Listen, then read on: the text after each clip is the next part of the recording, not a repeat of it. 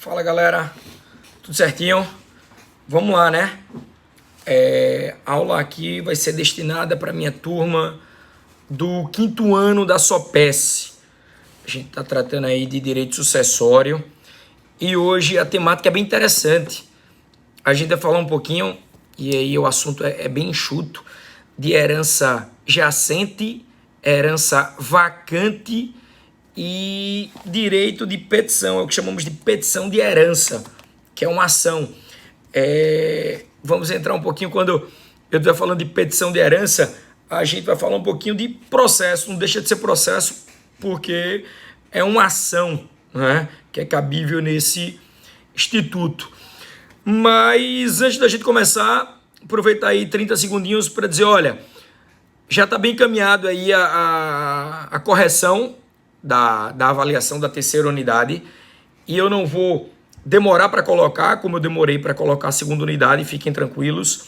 Eu acredito que ainda estou recebendo alguns trabalhos, muitos alunos, não necessariamente do 5º ano, mas do 4º ano, estão se rematriculando aí, pegando no meio do caminho, e aí a gente está se adequando para não prejudicar ninguém, né, para ver como é que fica essas notas. Então isso está tirando um pouquinho do eixo, né? Mas a gente vai resolver a situação todo mundo. É o que eu pretendo, tá joia?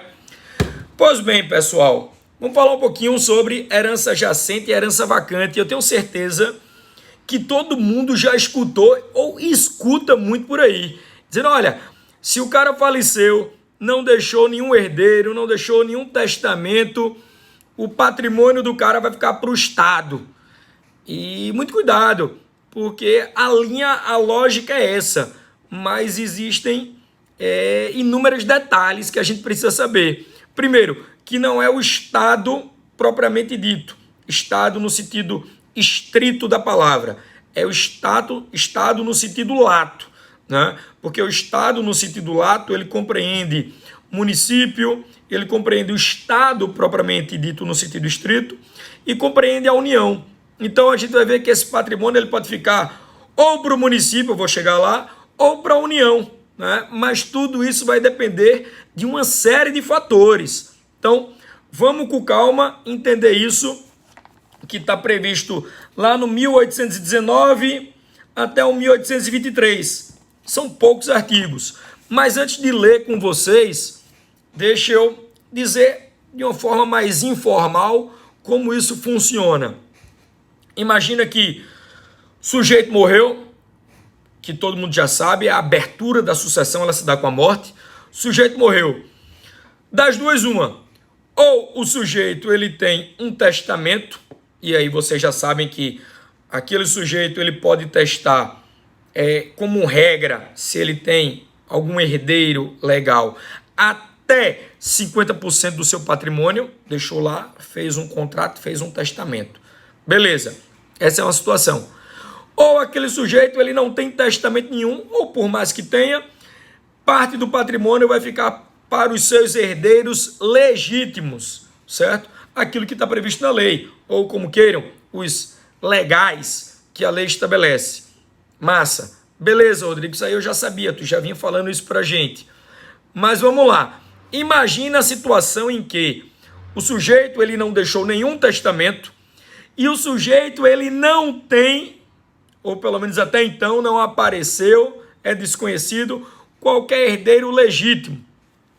E aí? Vai ficar para quem? Patrimônio do cara. Não tem testamento e não tem herdeiro legítimo, herança legal, vamos dizer assim. Fica para quem? Nesse primeiro momento existe o que chamamos de arrecadação. Rodrigo, o que é arrecadação? A arrecadação, na verdade, é um levantamento de todo o patrimônio dele, até para saber se ele vai deixar alguma herança, se ele tem algum patrimônio. Feito essa arrecadação, né, após um ano, né, da publicação, porque são publicados editais para ver se aparece algum herdeiro, ver se aparece algum parente, enfim, ver até mesmo se aparece algum credor, né, para ir atrás do patrimônio. Por quê? Eu estou falando só em herdeiro, mas se tiver credor, eu vou utilizar o patrimônio do sujeito lá para pagar as dívidas, certo? Então, publicados aí os editais, após um ano da publicação do primeiro edital, ocorre o que chamamos de vacância. Então, Rodrigo, peraí, quer dizer que antes da vacância eu tenho a figura da herança jacente, aquela ideia de que não deixou ninguém, faz a arrecadação, espera aí, publica-se os editais. Não apareceu ninguém, após um ano da publicação do primeiro edital, estou diante da herança vacante. E aí, como é que fica? Mesmo assim, eu ainda aguardo o surgimento de algum interessado, de algum herdeiro, de algum credor, seja lá quem for. Passados 5 anos, é muito tempo, viu? Passados 5 anos, este patrimônio deixado, aí sim ele vai ficar para o município da localidade, lá. A não ser que isso ocorra não em um município, mas em uma propriedade, eu não vou nem dizer propriedade, né? Mas em uma localidade cuja competência seja da União. E aí esse patrimônio vai para a União. Mas veja o lapso temporal significativo, né? Eu tenho arrecadação, 1 ano, dou início à herança vacante, aguardo mais 5 anos e aí eu passo o patrimônio ou para o município ou para a União. Veja que não é difícil, não é complicado, mas você tem que ficar atento a esses prazos, que isso pode atrapalhar, certo? Para não restar dúvida, vamos interpretar, vamos ler o que diz o código. Vê como é simples, meus amigos. O 1819, ele começa, capítulo 6, da herança jacente. Diz assim: falecendo alguém sem deixar testamento nem herdeiro legítimo, que eu falei agora há pouco, não deixou o documentozinho do testamento dizendo para quem ele deixa, e não deixou nenhum herdeiro legítimo estabelecido em lei, notoriamente conhecido. Opa, aqui eu não tinha falado, mas é bom. Olha, não significa dizer que ele não tem herdeiro. Ele não deixou testamento nem herdeiro notório. Mas pode ser que surja um herdeiro. Imagina que ele tinha um filho fora do casamento e de repente esse filho aparece. Pode? Claro que pode. Tem direito? Claro que tem direito. Inclusive pode ficar até com tudo, se só tem ele. Mas não tem nada, notoriamente. Nem testamento, nem herdeiro. Os bens da herança, depois de arrecadados, né, apurados aí, ficarão sob a guarda e administração de um curador. Isso eu também não tinha falado.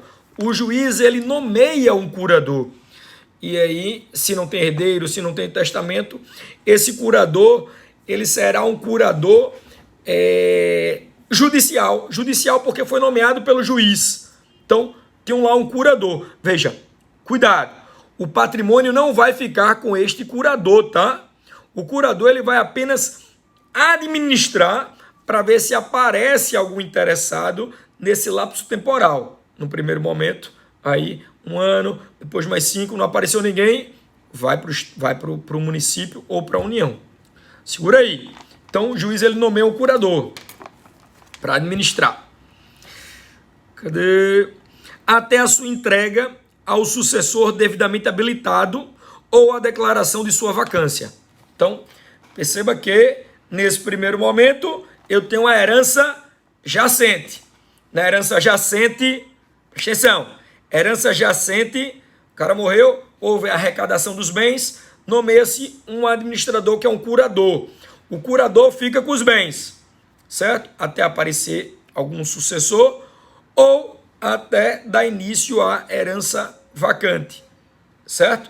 Então, estou ainda, primeiro vem a jacente, ok? Primeiro momento. 1820. Praticadas as diligências de arrecadação e ultimado o inventário, serão expedidos editais na forma da lei processual e decorrido 1 ano de sua primeira publicação, sem que haja herdeiro habilitado ou penda a habilitação, será a herança declarada vacante. Opa, maravilha, Rodrigo. Aqui tem aquele prazo de 1 ano. Então, a herança só será transformada de jacente para vacante após 1 ano da publicação do primeiro edital. Então, arrecadou-se os bens, tem um processo de administração por um curador. Após 1 ano da publicação, ver se aparece alguém aí é que eu entro no patamar da herança vacante. Isso tudo muito claro na leitura do artigo 1819 e 1820. O 1821 diz: é assegurado aos credores o direito de pedir o pagamento das dívidas reconhecidas nos limites das forças da herança. Então, o que ele está dizendo aqui é só pro forma. É assegurado aos credores o direito de pedir o pagamento. Não apareceu ninguém. Lembra que eu falei no comecinho do vídeo que não só herdeiros, mas os credores podem aparecer para cobrar, né, alguma dívida. Lembrando que essa dívida ela só pode se limitar ao valor do patrimônio deixado pelo falecido. Por exemplo, se eu tenho algum herdeiro lá, eu não posso cobrar a dívida, ela extrapola o patrimônio do falecido, eu não posso cobrar de outra pessoa, né? O limite é o patrimônio do falecido. Massa. O 1822 diz assim: a declaração de vacância da herança não prejudicará os herdeiros que legalmente se habilitem. Ou seja, passou 1 ano, declarou a vacância, massa, apareceu um herdeiro depois desse tempo. Amigo, problema não. Comprova que é herdeiro? Vem cá, meu amigo, pega teu patrimônio, vai-te embora, tu tem direito, tu é herdeiro. O patrimônio ainda não passou para o município nem para a União. Ainda estou naquele período de vacância, certo? Dentro do período de vacância. Primeiro ano, herança jacente. Após 1 ano, contado da primeira publicação do edital, transformo na herança vacante, certo? E aí a herança vacante, ela não passa para o município de imediato. Eu ainda vou aguardar 5 anos. Vamos ler isso aqui. Bacana isso. A declaração, de novo, 1822. A declaração de vacância da herança não prejudicará os herdeiros que legalmente se habilitarem, mas decorridos 5 anos da abertura da sucessão, os bens arrecadados passarão ao domínio do município ou do Distrito Federal, se localizado nas respectivas circunscrições, incorporando-se ao domínio da União quando situados em território federal. Beleza. Antigamente, Fernando de Noronha chegou a ser, como o Acre também, chegou a ser território federal. Hoje, Fernando de Noronha pertence aí a Pernambuco, né? Mas, vamos lá. Passa para o domicílio, para o município após 5 anos. Ou para o Distrito Federal, se estiver na sua localidade, ou se tiver em território federal para a União, ok? Veja aqui, eu estou tratando de questões bem locais, bem pontuais, mas isso tudo, mais uma vez, não esqueçam, após 5 anos. Maravilha? Show de bola! Qualquer dúvida, grita aí, tá? Brincadeira à parte, qualquer dúvida, coloca aí nos comentários, ou fala comigo pelo WhatsApp, ou fala comigo pelo Instagram, né? Rodrigo Duarte Melo, tudo junto. Pois bem, parágrafo único do 1822 diz o seguinte: não se habilitando até a declaração de vacância, os colaterais ficarão excluídos da sucessão. O que os colaterais? Os herdeiros colaterais. Estes devem se habilitar. Eita, que o botão aqui deu esticado da porra. Tô gordinho, é a quarentena, mami. Quem não engordou, tá mentindo, viu? Então, os herdeiros colaterais devem se habilitar até a declaração de vacância. Caso contrário, eles ficam excluídos 1892. Beleza? Show de bola. E o último artigo aqui diz 1823, deste tópico, tá? Quando todos os chamados a suceder renunciarem à herança, será esta desde logo declarada vacante. Massa, parece bestinha esse artigo, vou até colocar uma observação. Por quê? Porque aí eu economizo o tempo e o percurso.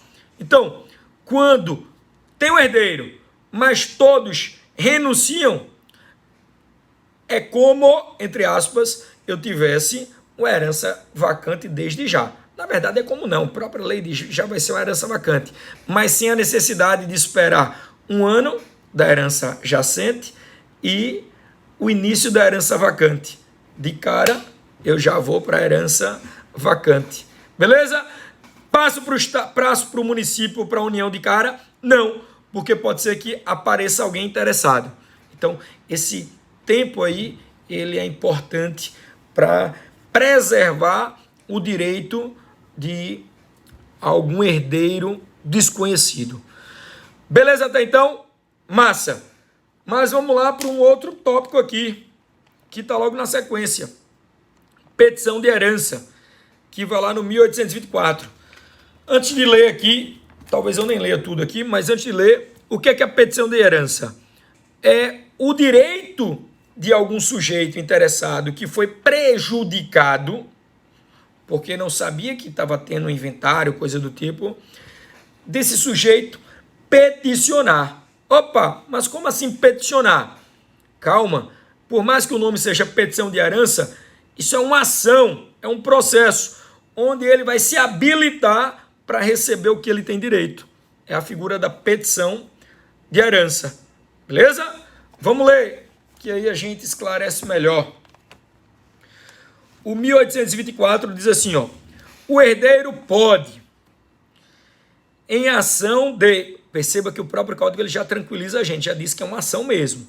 Em ação de petição de herança, demandar o reconhecimento de seu direito sucessório para obter a restituição da herança ou de parte dela, contra quem na qualidade de herdeiro ou mesmo sem título a possua. Então eu vou atacar outros herdeiros ou aquele que se diz herdeiro, mas para resguardar um direito meu. Rodrigo, dá um exemplo. Sabe o que poderia se enquadrar aqui? Imagina um sujeito que teve um filho fora do casamento. E aí ele continua com aquela família inicial, né? Para não ser pejorativo, eu vou dizer família inicial, porque um filho fora do casamento, por mais que seja fora do casamento, é filho, meu amigo. Ok? E a família inicial, a família que ele teve primeiro, sabe da existência daquele filho, mas exclui, porque o cara deixou um patrimônio vasto, e aí teria que dividir com aquele filho. E aí segue o jogo, imagina um dono de uma multinacional, coisa do tipo, imagina aí um Gustavo Lima, tá na moda aí, nessa confusão toda aí da separação do cara. Não vou emitir juízo de valor nenhum, tá? Até porque eu nem conheço a vida dele, nem nada. É só o que a turma fofoca aí, todo mundo dando pitaco. Não estou dizendo que ele está certo nem que ele está errado. Enfim. E aí esse sujeito, fora de outro relacionamento, ele aparece. Mas o pessoal exclui ele. Nada disso. Ele tem direito a acionar judicialmente para buscar o que é dele. E essa ação se chama petição de herança contra os herdeiros, contra quem quer que seja. É possível? Está no Código Civil. 1824. A ação, e agora o 1825. A ação de petição de herança, ainda que exercida por um só dos herdeiros, poderá compreender todos os hereditários. Ou seja, por mais que um entre, pode abranger todo mundo. Massa, certíssimo. 1826. O possuidor da herança está obrigado à restituição dos bens do acervo, fixando-lhe a responsabilidade segundo a sua posse, observado o disposto no artigo 1214 a 1222, certo? Se ficar comprovado, divida tudo, tem direito a tudo. Parágrafo único. A partir da citação, a responsabilidade do possuidor se há de aferir pelas regras concernentes à posse de má-fé e à mora. Boa! Lembram lá, em direitos reais, vocês não viram comigo, mas em direitos reais, ou direito das coisas, como queiram, eu posso caracterizar a posse pela boa-fé e pela má-fé. A partir do momento que o cara se habilita no processo, todos aqueles que já estavam de posse da herança passam a ter uma posse de má-fé. Perigosíssimo isso, porque o prejuízo financeiro pode ser grande. Então, isso é interessante para não prejudicar outros herdeiros. O 1827 diz: o herdeiro pode demandar os bens da herança, mesmo em poder de terceiros, sem prejuízo de responsabilidade do possuidor originário pelo valor dos bens alienados. Então, isso aí fica mais a critério do juiz, através de alguma liminar ou não, de regularizar isso. Parágrafo único. São eficazes as alienações feitas a título oneroso pelo herdeiro aparente a terceiro de boa-fé. Certo? Vai de boa-fé, tudo certinho, massa. 1828, que é o último dispositivo, diz: o herdeiro aparente que de boa-fé houver pago um legado, não está obrigado a prestar o equivalente ao verdadeiro sucessor, ressalvado a este o direito de proceder contra quem o recebeu.